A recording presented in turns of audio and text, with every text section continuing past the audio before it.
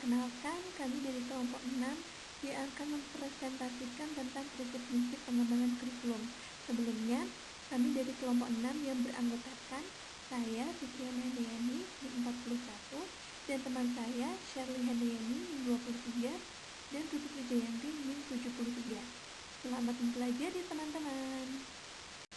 Yang pertama, kita akan membahas tentang pengertian prinsip pengembangan kurikulum. Nah, prinsip pengembangan kurikulum adalah suatu dasar yang mengatur sebuah proses pembelajaran yang dapat memberikan kondisi belajar yang lebih efektif dan efisien. Jadi, prinsip pengembangan kurikulum ini adalah sebuah tata cara yang mengatur agar kondisi belajar itu lebih efektif dan lebih efisien. Selanjutnya adalah sumber-sumber prinsip kurikulum. Di sini sumber-sumber prinsip kurikulum kelompok kami menyebutkan 5. Yang pertama adalah kehidupan dan pekerjaan orang dewasa, di mana isi kurikulum disesuaikan sebagai persiapan anak untuk menjalani kehidupan dan pekerjaan orang dewasa. Yang kedua adalah budaya masyarakat, termasuk di dalamnya semua disiplin ilmu yang ada sebagai pengetahuan ilmiah, nilai-nilai, perilaku, benda material, dan unsur-unsur kebudayaan lainnya. Yang ketiga adalah anak. Nah, sebagai pusat atau sumber kegiatan pembelajaran, perhatian dalam menyusun pengembangan kurikulum bukan sesuatu yang akan diberikan pada anak, tapi bagaimana potensi yang ada pada anak dapat dikembangkan secara optimal. Yang keempat adalah pengalaman penyusun kurikulum sebelumnya. Nah, dalam hal ini, yang dimaksud dengan pengalaman adalah sesuatu yang negatif menjadi evaluasi dan yang menjadi positif akan dikembangkan selanjutnya. Yang kelima adalah tata nilai di masyarakat. Nah, tata nilai dalam masyarakat ini termasuk nilai-nilai apa saja yang akan diajarkan di sekolah atau dalam pelaksanaan kurikulum. Yang selanjutnya adalah tipe-tipe pengembangan kurikulum. Tipe-tipe pengembangan kurikulum itu ada 3. Yang pertama adalah anggapan kebenaran utuh atau whole truth. Nah, anggapan utuh atau menyeluruh adalah fakta, konsep, dan prinsip yang diperoleh dan telah diuji dalam penelitian yang ketat dan berulang, sehingga bisa dibuat generalisasi dan bisa mendapat tantangan atau kritik karena sudah diyakini oleh orang-orang yang terlibat dalam pengembangan kurikulum. Yang kedua adalah anggapan kebenaran parsial. Anggapan ini yaitu bersifat fakta, konsep, dan prinsip yang sudah terbukti efektif. Terus yang ketiga ada anggapan kebenaran yang masih memerlukan pembuktian atau hipotesis. Nah, hipotesis ini yaitu asumsi atau prinsip yang sifatnya masih dalam bersifat sementara. Yang selanjutnya adalah prinsip-prinsip pengembangan kurikulum. Di sini prinsip-prinsip pengembangan kurikulum itu dibagi 2, yaitu prinsip umum dan prinsip khusus. Oke, yang pertama adalah prinsip khusus. Prinsip khusus adalah prinsip yang harus diperhatikan untuk dimiliki oleh kurikulum sebagai totalitas dari gabungan komponen-komponen yang mengembangnya. Sedangkan prinsip khusus adalah mengembangkan komponen tujuan, prinsip untuk mengembangkan komponen isi kurikulum, dan prinsip untuk mengembangkan komponen-komponen kurikulum lainnya. Yang selanjutnya kita akan membahas tentang prinsip umum. Prinsip umum ini dibagi menjadi 5, yaitu prinsip relevansi, prinsip fleksibilitas, prinsip kontinuitas, prinsip praktis, dan prinsip efektivitas. Nah, prinsip relevansi ini dibagi menjadi 2, yaitu relevansi eksternal dan relevansi internal.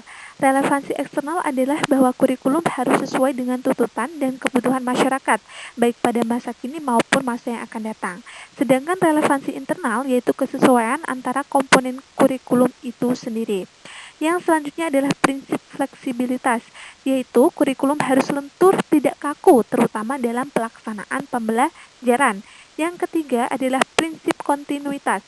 Nah, Dalam prinsip ini, kurikulum dikembangkan secara berkesinambungan, meliputi kesinambungan antar kelas maupun antar pendidikan, yang tujuannya adalah agar proses pembelajaran siswa dapat maju secara sistematis.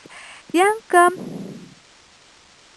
keempat adalah prinsip praktis atau efisiensi. Nah, dalam hal ini, kurikulum dikembangkan dengan memperhatikan aplikatifnya di lapangan. Kurikulum harus bisa diterapkan dalam praktek pendidikan sesuai dengan situasi dan kondisi tertentu. Yang selanjutnya adalah prinsip efektivitas. Nah, prinsip ini merujuk pada pengertian bahwa kurikulum selalu berorientasi pada tujuan. Kejelasan tujuan akan mengarahkan dalam pemilihan dan penentuan isi, metode, dan sistem evaluasi, serta model konsep kurikulum apa yang akan digunakan. Seperti itu teman-teman, jenis prinsip yang merupakan prinsip umum. Selanjutnya kita akan masuk dalam prinsip khusus. Nah, prinsip khusus di sini dibagi juga menjadi 5.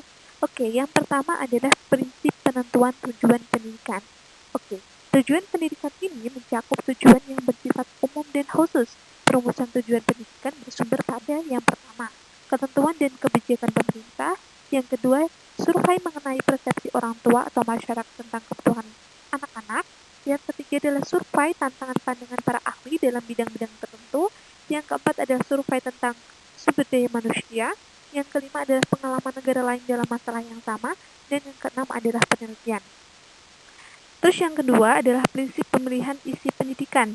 Nah, dalam prinsip yang berkenaan dengan pemilihan isi pendidikan, ada beberapa pertimbangan yang perlu dilakukan untuk menentukan isi kurikulum, yaitu perlu penjabaran tujuan pendidikan ke dalam perbuatan hasil belajar yang khusus dan sederhana. Terus, isi bahan pelajaran harus meliputi segi pengetahuan, sikap, dan keterampilan.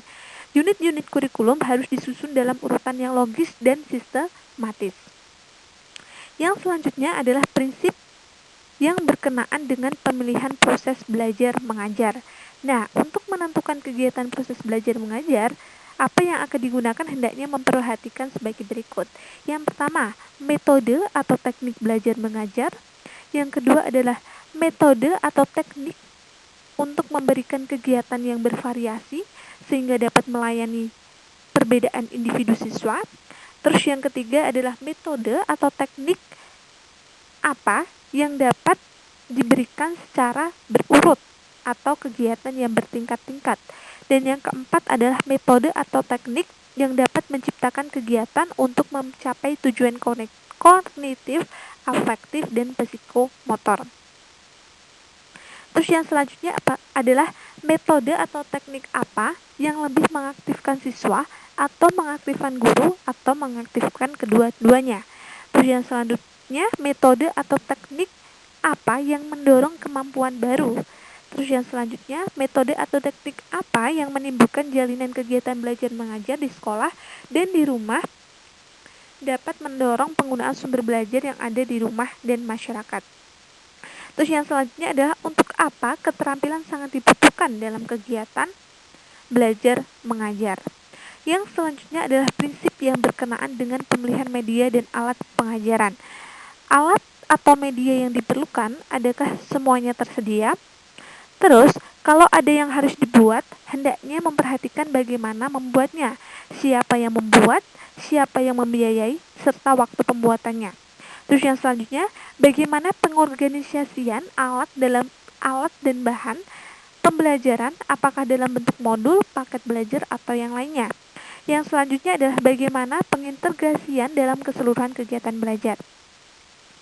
Yang selanjutnya adalah prinsip yang berkenaan dengan penilaian, yaitu merencanakan alat penilaian, menyusun alat penilaian, dan pengolahan hasil penilaian.